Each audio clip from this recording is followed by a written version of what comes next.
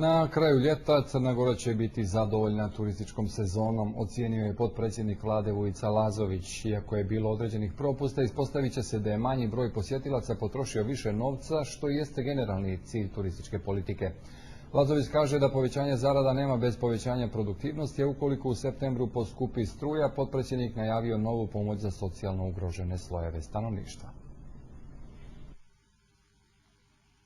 Čak i ako promet bude manji na kraju sezone, bit ćemo zadovoljni, jer crnogorska turistička politika nije ugrožena. Lazović ističe da će nam ovogodišnje oscilacije pokazati koliko je opasna orijentacija na samo neke destinacije, kao i da je došlo vrijeme da razmislimo o balansu između ponude i cijene.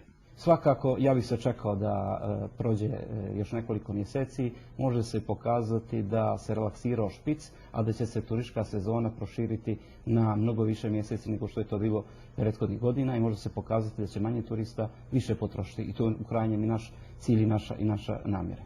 Na najave da će od septembra električna energija ponovo poskupjeti, Lazović podsjeća da elektroprivreda više od 40% struje uvozi, pa ukoliko želimo da sistem funkcioniše, onda i građani moraju znati da cijenu kilovat-sata ne utvrđuje vlada, već tržište. I u tom kontekstu mi možemo intervenisati samo preko subvencija socijalno ugroženim kategorijama. Radili smo to u prethodnom periodu, radit ćemo to i u narednom periodu.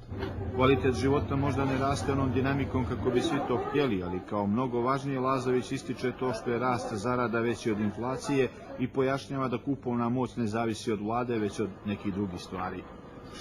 Doći do povećanja prosječne zarade ukoliko dođe do povećanja produktivnosti i konkurentnosti naše ekonomije. Svako drugo povećanje bi ugrozilo stabilnost naše ekonomije i povećalo bi taj inflatorni udar.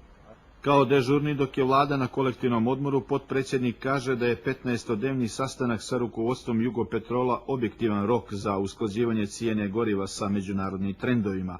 Lazović strahuje da će na svjetskom tržištu ponovo doći do poskupljenja nafte.